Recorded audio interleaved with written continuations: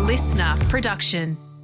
A warning, this episode contains descriptions of violent crime. Please, listen with care.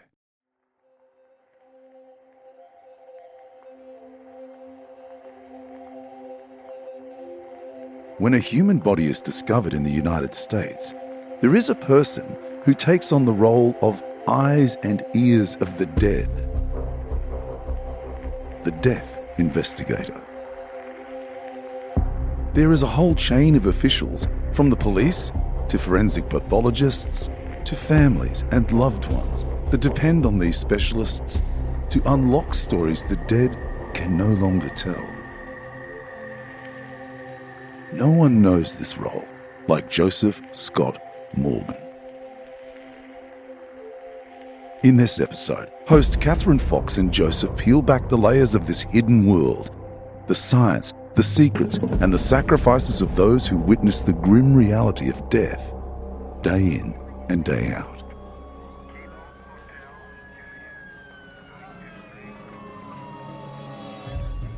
My name's Kathryn Fox. I'm a former GP, crime author, and screenwriter.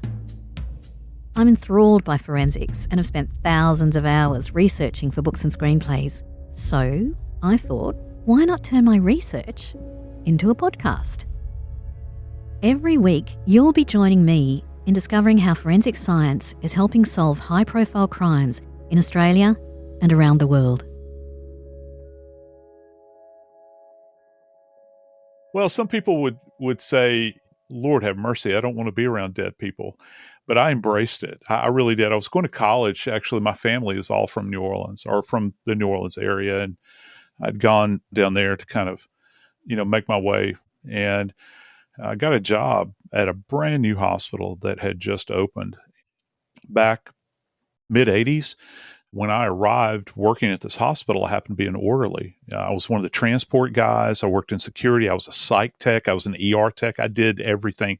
So long story short, we don't have counties in Louisiana. They have parishes. And so the parish where we were, just outside of the metro New Orleans area, the coroner's office was going through a renovation. So they said, hey, why don't we use the morgue at this brand new hospital to do autopsies temporarily until they get the old morgue refurbished. And interestingly enough, this wonderful man that was a forensic pathologist, his name was Fraser McKenzie, he took me under his wing and I became his scribe.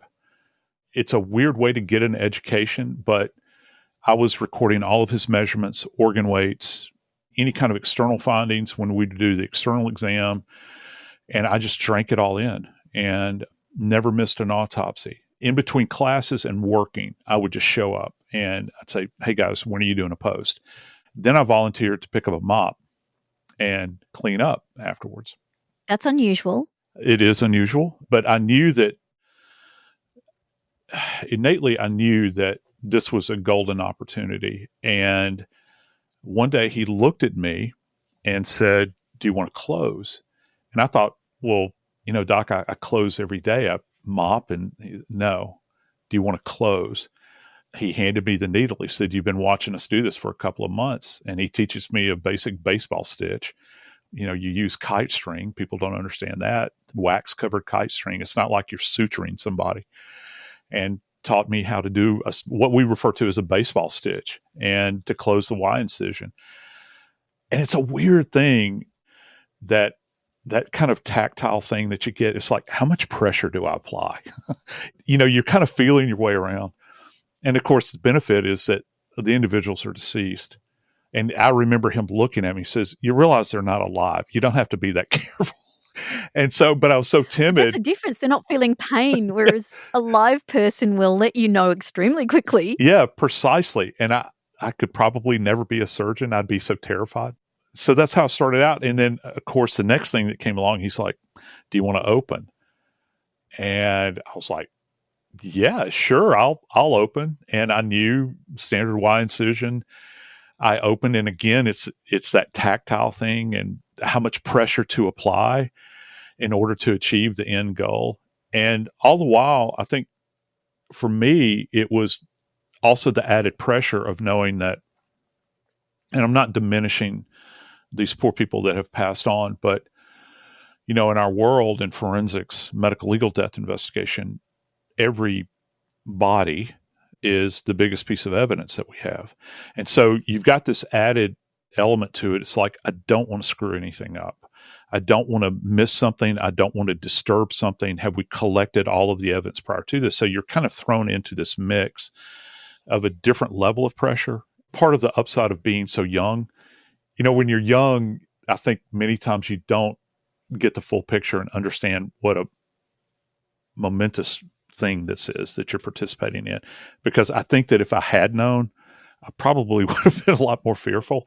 But I wound up, I guess, over the course of my career, participating in about 7,000 autopsies.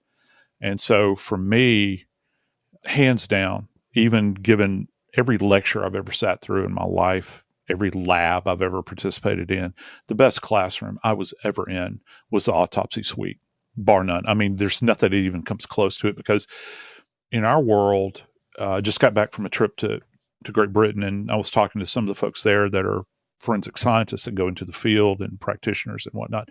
And they were like, wow, we don't have your occupation here. We have a coroner that's kind of a judicial position. They may or may not come out to the scenes. We're completely reliant upon, what the police are telling us. And for us, in my profession, we're the eyes and the ears of the forensic pathologists in the field. And the volume is so significant in most of the offices in bigger cities that what you see on television, perhaps in a fictional story where some forensic pathologist comes breezing onto the scene, it doesn't happen.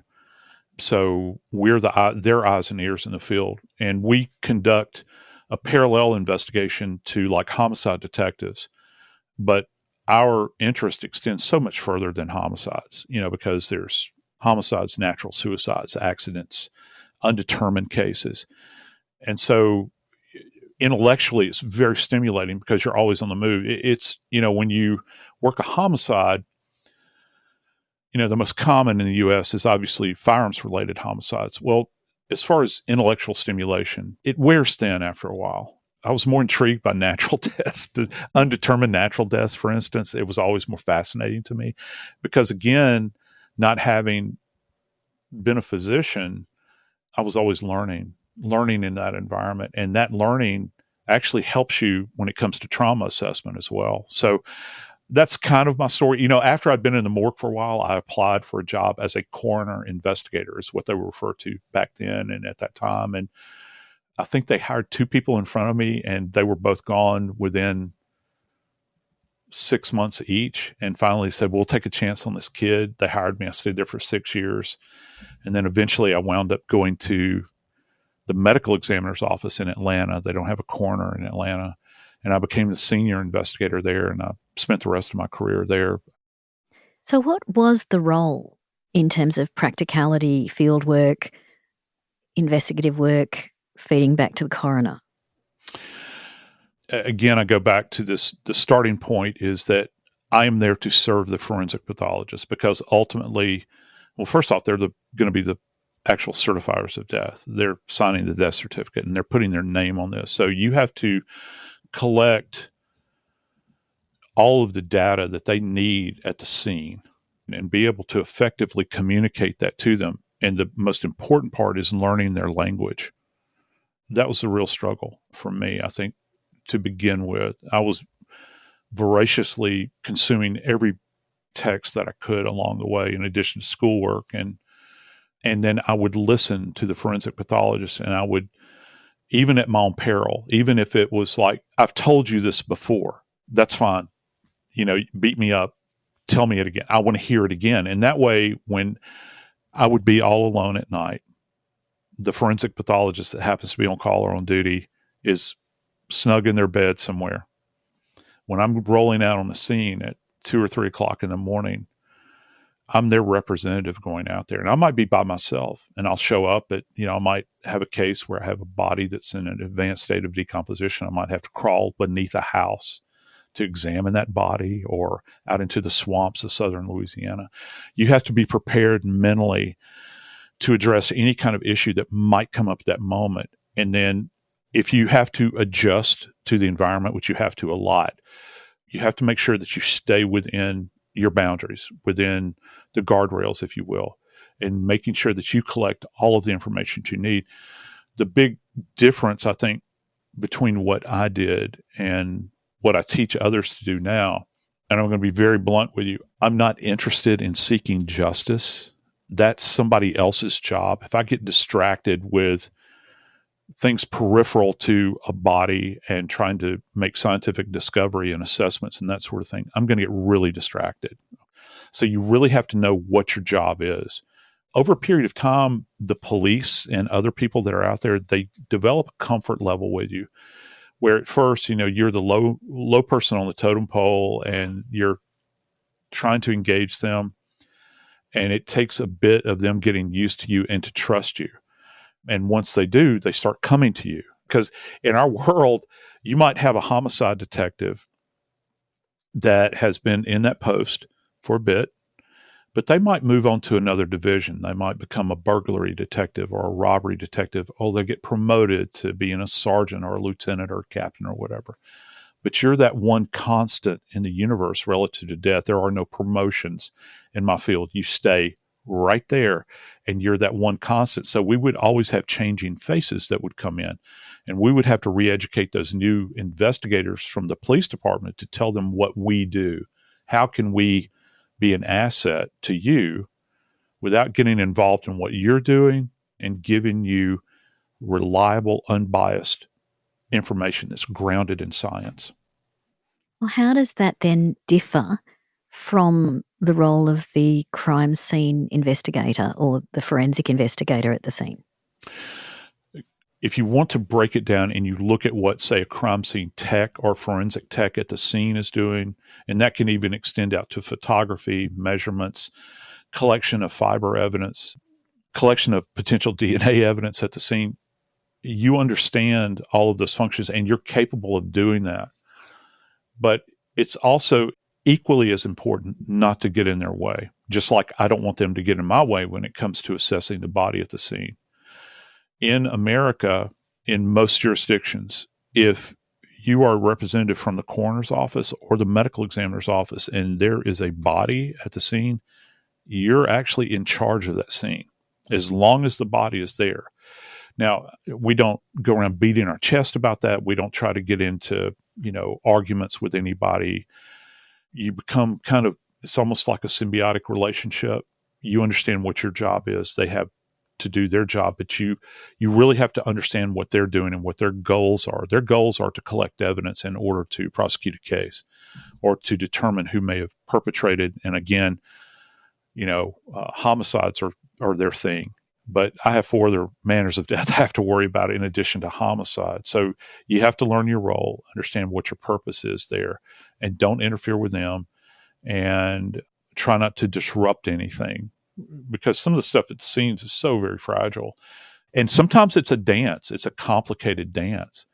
And if you do not get on well with others, and I've been around this environment where you have this going on, people jockeying for position, and particularly the more high profile of a case it is, you'll see that if somebody has the desire to promote themselves as a result of being present for a really high profile case, they'll step on other people. And then, as a matter of fact, you'll have people that have little or no training but are politically powerful that will want to insert themselves at a scene just so they can get on the telly and be witnessed on the news that evening of them stepping beneath the tape.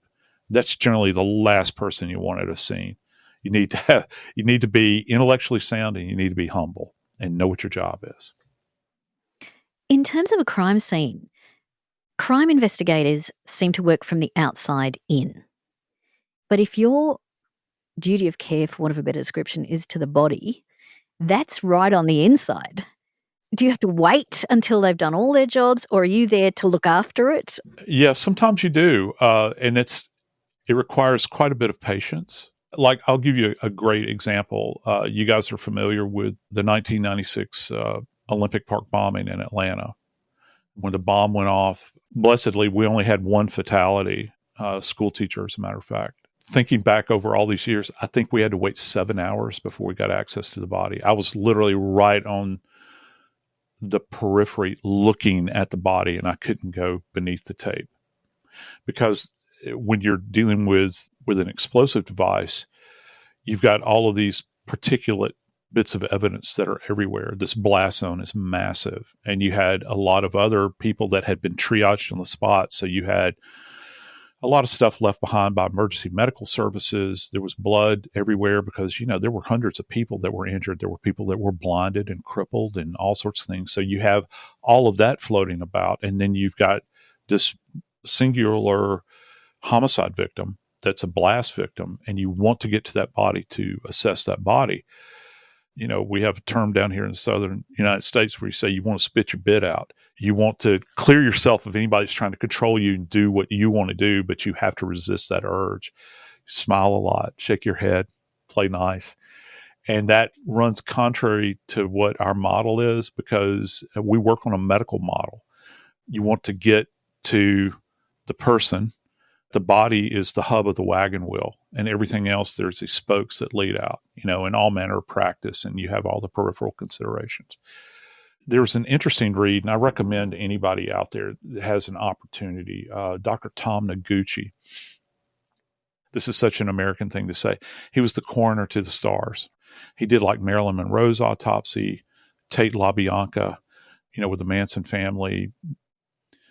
Dr. Noguchi made a comment in one of his books. He wrote 2, but he said that he had this desire within him when he was a young physician and pathologist. He would be called out to scenes in LA, and he found himself fixated on the body. And almost this very Zen-like way, he said, I realized I needed to change my view of things when I showed up to the scene of a death.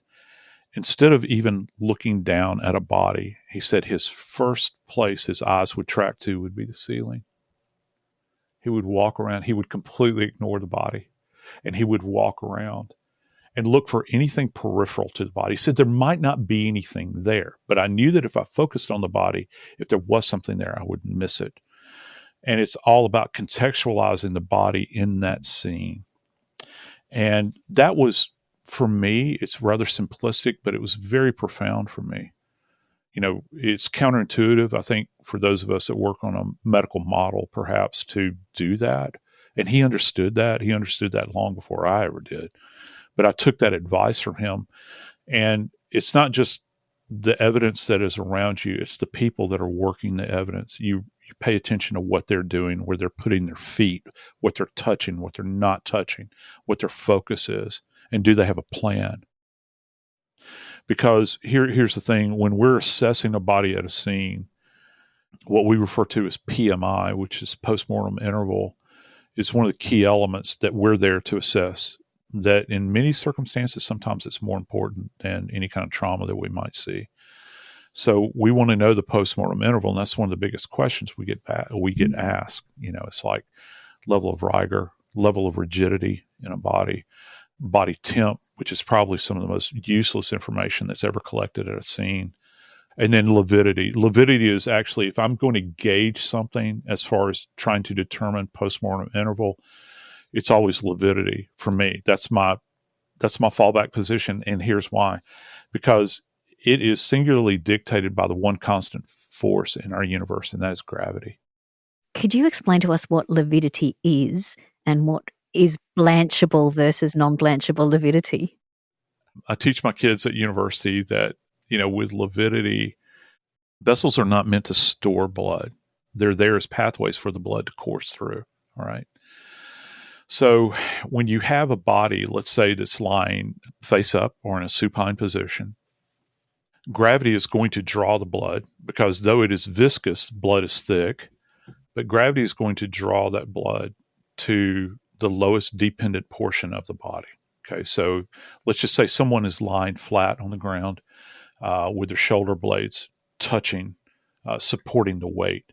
There's a reason why they call it dead weight. If no one has ever touched or tried to manipulate a dead body, you understand it's like a sack of sand or potatoes. It's not going to help you. The living help you when you pick them up, okay?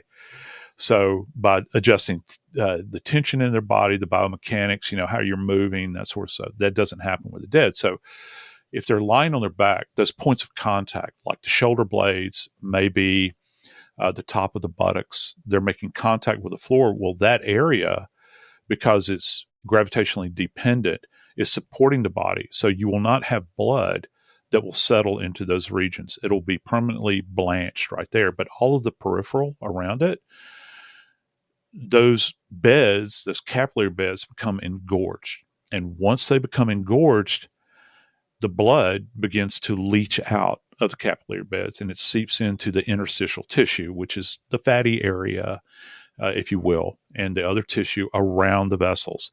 Once it gets into those areas, it ain't moving.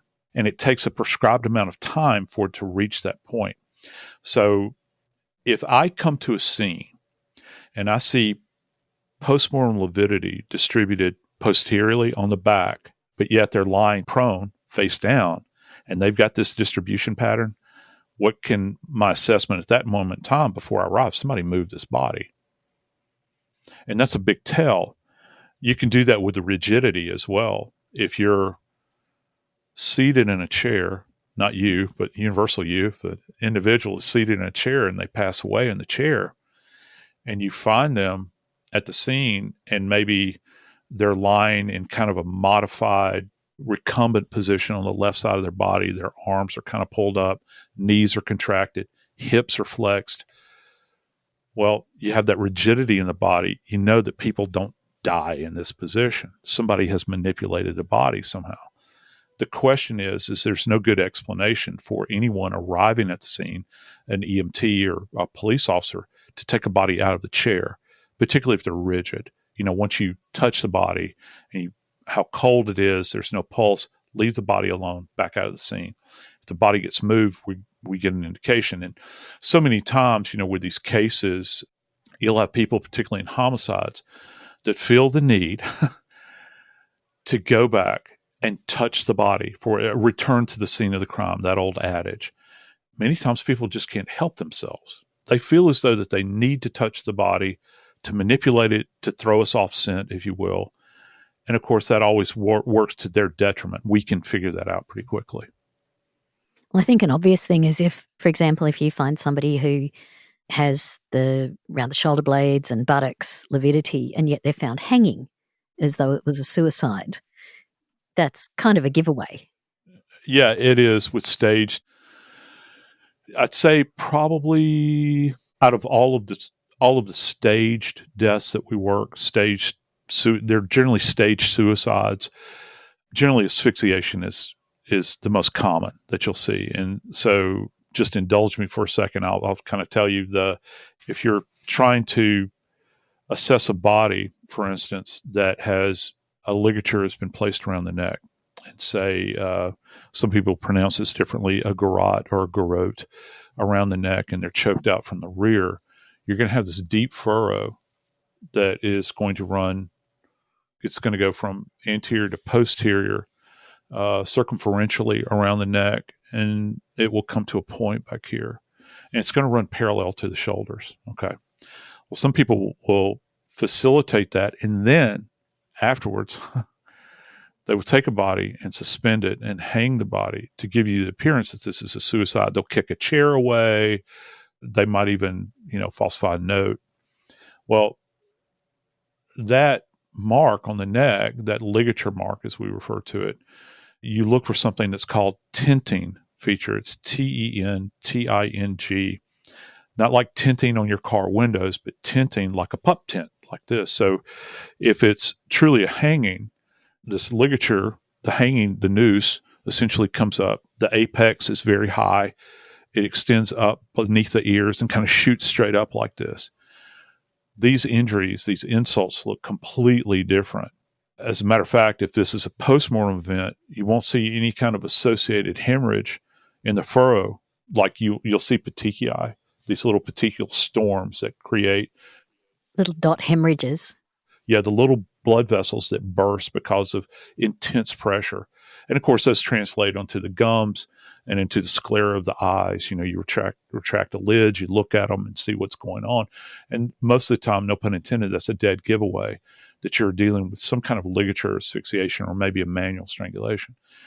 And so you have to be able to assess that hanging. The other thing is if they've come back to a scene and they have attempted to give the impression that this is a hanging, well, back to postmortem lividity. If you have somebody that is a suspension hanging, and not all hangings are suspended, you'll have people that are seated and they hang themselves.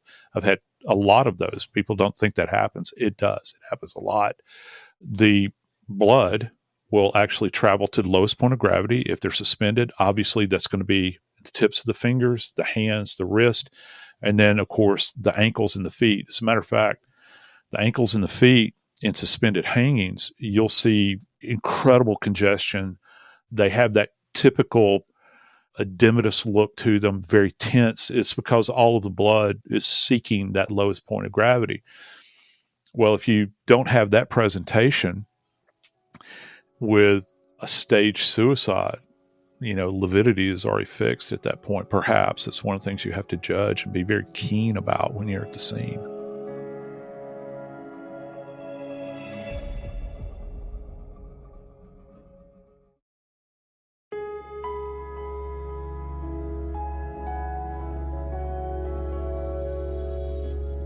When you're allowed to access the body, what do you take in your kit? Oh, wow. I don't think I've ever had anybody ask me that. Thank you for asking me that. I really appreciate it.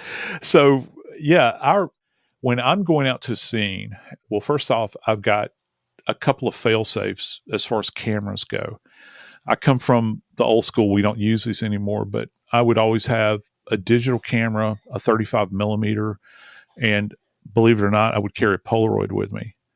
Commonly, I used to use Polaroids to take facial shots because I don't believe in showing families' bodies. And there's a real reason for that. First off, it's markedly traumatic, and you don't know who you're going to be dealing with it. And you don't know how anybody's going to deal with death. So I would do a facial shot. In the morgue, we refer to it as a slab shot. It's kind of there's a camera that's suspended in the ceiling. We position the gurney underneath the camera and take a view of the body. Generally, that will be like a motion picture, and you have a separate family area. You never let the families come near the bodies. And so they will look at the body on a monitor at a distance. So I used to carry a Polaroid. I could facilitate the same thing, particularly if I had unknowns. Because what I could do with a Polaroid back then is take facial shots. I take multiple of them, and all of the police officers that work that particular area, I would give them this facial shot of the decedent and say, take this to all the people you know on the street. Tell me if you know who they are, and, give me a call, give them my number, because I'd like to talk to them. I want to find out if they know who this person is. I view myself to a great degree not just as a forensics person, but also as a historian, because you're freezing that moment in time. You can never recapture that. There are people that die and no one ever takes note of the fact that they've passed on. When you show up at a scene and you're documenting that this person even lived, it existed, it's a crucial moment, not just from a legal standpoint, but from a historic standpoint. All the rage is cold cases now. Well, one of the reasons we have so many cold cases is because many years ago, people just didn't put the elbow grease in that they needed. Now, they would run out of data. They would exhaust everything. But many times, they just didn't try. I remember I was on a cold case squad one time, and I got a report. I was revisiting this thing along with a team that I was working with, and I think the case was like from the mid-'70s. And the little narrative that's on the back of the report that was handwritten, it simply said, black male, found, middle of street, hole in back, ID unknown. And that's all the information. There were no measurements. The police report was long since gone. And this person had been buried in a pauper's field because we didn't know who they were. They were buried in a mass grave with other people. And so your documentation at a scene is crucial, and that's everything from photography to any kind of taped recording that you do, and as well as measurements, pulling measurements, GPS findings, so that you can go back at any point in time. I've had this happen, and this has famously happened in Idaho now with the multiple homicide they had there, at the University of Idaho with those four students. That house is gone now. It's torn down. They made the decision, and this thing hasn't even gone to trial. And I've been covering that case now since the day after it happened. I was on news covering this thing, and I've covered it day in and day out. But that house, Kathryn, is gone now. And I'm sure that many people would probably argue, well, they documented it well enough. Are you sure about that? Because now you cannot go back out to that physical structure. If I wanted, and it's a multi-storied structure that's oddly built, it's got weird twists and turns in it. You had homicide victims on the second floor. You had homicide victims on the third floor.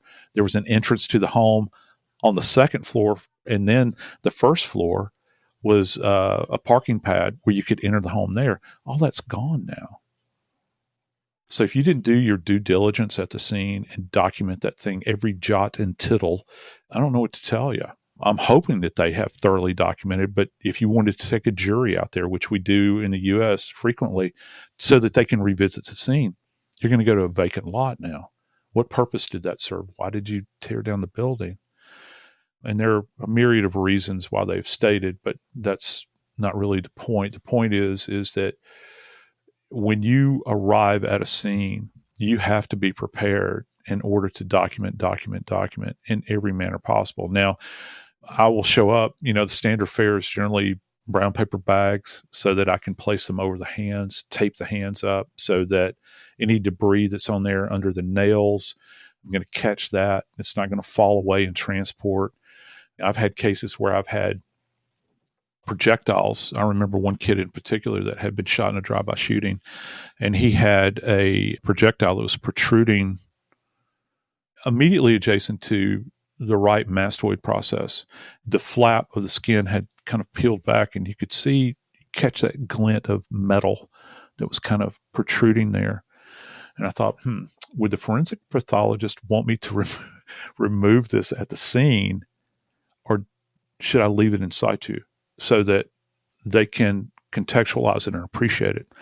I went with leave it in situ. And so I just literally put a paper bag over the victim's head, taped it around the neck. And that way, if it did fall out, you still had it. As fortune would have it, it did not dislodge and fall out, but I don't want to miss anything. So you have to show up prepared for that. And you have to have your own separate kit adjacent to whatever the police are doing to collect fiber evidence. So it's kind of a duplication of services to a certain degree. Anything else that we might utilize, flashlights, gloves, Tyvek suits, hair coverings, foot coverings, and a lot of the stuff, it comes, it's like you get back to the office and you think, wow, gee, I wish I'd had this at the scene. And many, many years ago when my kids were very young, my daughter, who was probably 4 or 5, she knew that I worked as an investigator, and we didn't talk a lot. As you can imagine, you don't want to talk to a child that much about what you do. They knew that I worked with the dead, but she came up to me as only a child can. She said, "Daddy, is there anything I can do to help you be a better investigator or help you be an investigator?" And I just returned home from a conference, and one of the pathologists that had spoken had talked about utilizing dolls at scenes relative to the deaths of infants, and thought about it for a while. I didn't say anything at the time. And I came back to her and I said, "Do you have a doll that Daddy could have to take with him to work? And that would help me as an investigator." And Kathryn, within 2 weeks of that happening, I had a baby whose mother was drug-addled, and she had been out with her pimp. They'd been smoking crack. There were 3 other kids in the house that she had left. The 8-year-old in charge had left the baby, who was probably 4 months maybe, in a crib that was not completely assembled. And the baby rolled off the mattress inverted and was wrapped in a blanket inverted between the wall and the mattress. And the child died of positional asphyxia. And we had the baby, removed from the scene after I'd done my examination, but I had the doll, and I actually had an opportunity to use that doll. I had the mother take the doll and place it approximating the position in the crib where she saw the baby initially. And it's one of the most horrible things you can imagine, but it went a long way for us to try to understand the orientation of the baby in that space. You can see the little doll's feet sticking up, above the level of the mattress, how the baby was inverted. You begin to try to understand the mechanics of this. How could this happen with a positional asphyxia? Is it plausible? And at least we had that marker in time where we could go back. So, that's kind of one of those little things, that I would add in my kit that I would take out to the scene. So in terms of measurements and context, giving scientific people, pathologists, for example, a lot of contextual information could be thought to give them bias. So what specifically are you measuring and putting into context for the information that you pass on then to the pathologist? Again, great question, because we would document the scene photographically. And of course, when we would have morning rounds before the day would start, you would present all of your photographic evidence. Toward the end of my career, we had a big screen that was all projected onto. But back then, we would take these static measurements at the scene to give them a dimensional orientation. And this can be, whether it was in a vacant lot or a home. And we would generate our own sketch that was separate from what the police were doing. Some of us would even use AutoCAD in order to work up these detailed sketches, because again, you can't take the pathologist out to the scene, and you have to freeze that moment. And yeah, the bias is certainly something that you have to be aware of. And one of the things that I found myself doing, don't get me wrong, I have some of my dearest friends in the world are police officers. I still train police officers. However, I would try to stay free of their conversations, because again, our goals are different. I don't want to be influenced by what they're saying. If you have information relative to the dynamics of this death, what did this witness say relative to when they heard the shot fired? What did the victim do? Did they drop immediately, or did they crawl about the ground? Did they make any comments? Those sorts of things. Other than that, I'm not particularly interested in what the police opinion might be of the case. And that way, I'm not saying I entered into, the environment back at the coroner's office with a pure mind, because you can't avoid that. You're going to be influenced in some way. But I would want to give them just the baseline of my assessment at the scene and kind of what I was viewing there in real time as I was standing over the body. Particularly like you think about things like outdoor scenes at night. Well, I've been on some outdoor scenes at night where I can't see my hand in front of my face. It's that dark. The pathologist who's not out there has no sense about lighting, for instance. What could you see? What couldn't you see? What could the victim have seen at that point in time? What's their point of view? Where did the shot originate from? That sort of thing. When you begin to think about trajectory and range of fire is another thing that we assess relative to gunshot wounds. Is this an indeterminate range? Is it an intermediate range, or, close contact? Is a close contact what we're actually seeing? I was just talking about the Trayvon Martin case earlier today with my class. And I urge, don't believe me. I always tell my students this, don't believe me, go look it up yourself. But like if you read, for those that aren't familiar with the Trayvon Martin case, young fellow back a decade ago, I guess now, got into a tussle with a security guard at a Florida apartment, and the security guard was armed, and Trayvon Martin was on top of him. Okay. And the security guard pulled his weapon and fired from what we refer to as retention. So he didn't aim the weapon and extend it. He literally had it at his side and fired into Trayvon Martin. Well, when you read the pathologist's autopsy report, this is kind of fascinating. They have that descriptor opening narrative paragraph that's there.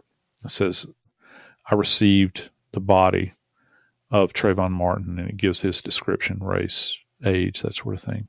And when I viewed the body is, and he cut the seal, which we have locks on body bags. They have a serial number on them so that we can ensure that no one has gotten into the bag. He cuts the lock, looks at the body, and in his autopsy report, he says, I viewed the nude remains of Trayvon Martin. One of the big pieces of evidence in the Trayvon Martin case was the infamous hoodie. People wore, actually, in the wake of his death, people wore hoodies in protest of his death, of this young man being shot. Well, you take that hoodie out of the equation and context is blown at that point in time. Turns out, at some point in time, someone had removed that hoodie prior to the body being removed from the scene. So the forensic pathologist didn't have the benefit of seeing the hoodie. Well, when the firearms examiner, the ballistics guys, looked at the hoodie, they said, yeah, this is a contact gunshot wound.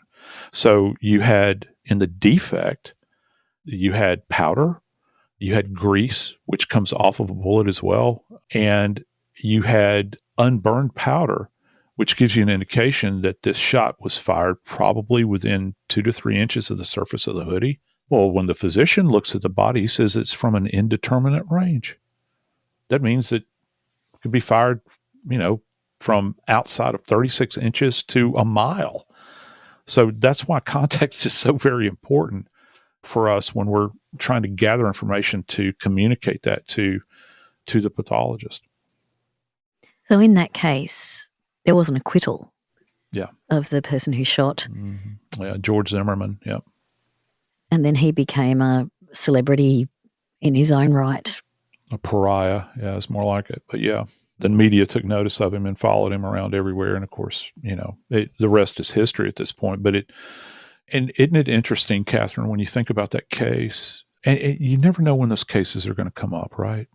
You could say it's a roll of the dice, the cosmic roulette wheel is spinning. You can be in one of the most isolated areas in the country, and something like this happens, and all of a sudden that spotlight is on you. And if you do not do things right at that moment in time, you can have riots. You can have towns burning down because you didn't do your job. You don't know what's at stake. That's why you have to do everything by the book every time you go out. You cannot be distracted by the peripheral stuff. They should have known better the way this thing was handled. And so you look at that, and because you didn't take due care. There was another issue out there at the scene. I'll never forget this as well. His body was left in this grassy area. And for folks that have never been to Florida, it rains every day. You can almost set your watch by it. It's going to rain at a prescribed time. And, his body sat out in the rain, for a while. And I looked at the crime scene photos. It's like, do you people not own tents? Because we have crime scene tents, that we would put over bodies. Just that in and of itself, the body being exposed out there, you really ran the risk of, because the one thing that a forensic scientist hates is to hear thunder or see a flash of lightning. It's not because you're worried about being struck by lightning. It's because you know that water destroys everything. It washes everything away. And you begin to think about those fine little details of evidence that are out there, and it can be lost forever and ever. Swamps, going into things like swamps, Louisiana sort of swamps. Now, that for me conjures images of danger for the investigators, potentially. What on earth are you doing to protect yourselves and the decedent and the remains and all the forensic evidence in a situation like that? Oh, my God. We're not known for crocs here. You guys are. We're known for alligators. And so working in South Louisiana, I had several events that occurred relative to alligators. I had people that were killed. I've had people that were death rolled, which I think crocs do that too. I'm not sure. I'm not as well aware of that, but alligators do. It's in their nature to death roll. They've got bite pressure and they bite down, but they're not good at chewing. So what alligators will do is that they will death roll And what they do with those massive tails, and this happens in South Louisiana, I think it happens in Florida too. And I live in Alabama. We have alligators here down in the South, down near the Gulf. They take those tails and they swish out beneath the bank. And they'll create like almost a little meat locker under there. And what they do is any kind of game that they hunt for and capture and kill, they'll take that sample beneath that area that they've brushed out with their tail, and they'll store it. They'll store it until the object of their hunger is more manageable. If you ever see them eat, they'll take things and kind of throw it up, kind of go down their gullet. And so, I had cases involving people that were bitten by alligators. I actually had a case where I had two young officers that summoned me out to a scene where I had to park and walk almost a mile and a half in with my kid on my shoulder along a canal. And we have these really deep canals in South Louisiana, and 13 feet deep. Sorry, I'm not good on metric conversions. Please forgive me. 13 feet deep. Just over 4 meters for us. And they summoned me out there, and they said, yeah, we've got a person floating in a canal. We don't know what the cause of death or what the circumstances are. And so dutifully, I went out there, walked through the mosquitoes and the briars and everything else, and got out there. And it was actually an alligator that had died and was swollen and was floating on its back. And it looked like a person, white and swollen out there in Louisiana heat. One of my dear friends, actually one of my mentors, went out to retrieve a body out of what's called a bar pit in the Mississippi River. Everyone's familiar with that. The water can go over the levees every now and then, and it creates this kind of, it's not really an eddy. It's like a big pool, like these tiny little ponds, and it's just filled with fish. And they've had a body that was floating out in a bar pit. And my friend went out with another gentleman, and they were in what the Cajuns refer to as a pirogue. Kind of looks like a dugout canoe. And you have to use a push pole. Went out there and man was doing the typical dead man float, grabbed the arm, pulled the body, and body got pulled back the other way. And the gentleman with the push pole made the mistake of taking the push pole and slapping the water where he saw the head of approximately a 3 to 3.5 foot gator. Slapped it, didn't turn loose, and all of a sudden they heard a gigantic splash from the shore.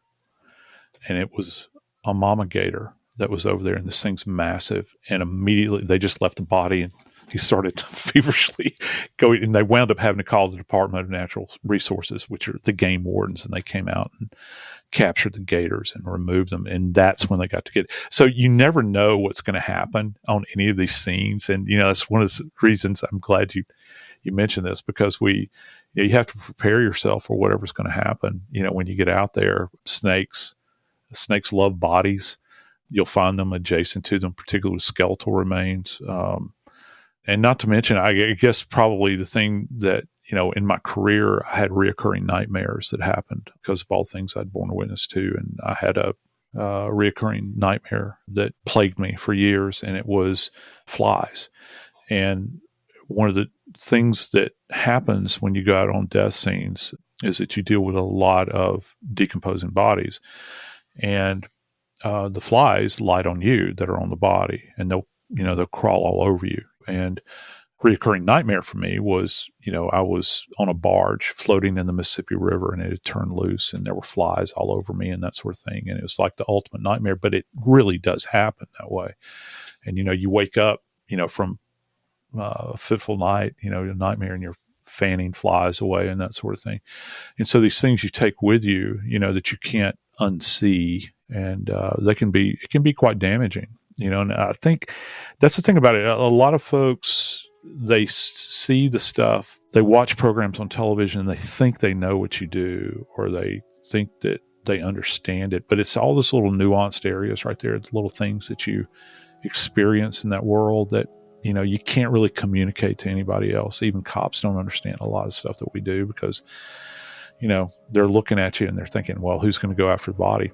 Well, tag, you're it. It's me. That's who we go after the bodies. And then we examine the bodies, and it doesn't matter the circumstances. You have to do it because nobody else is there to do it.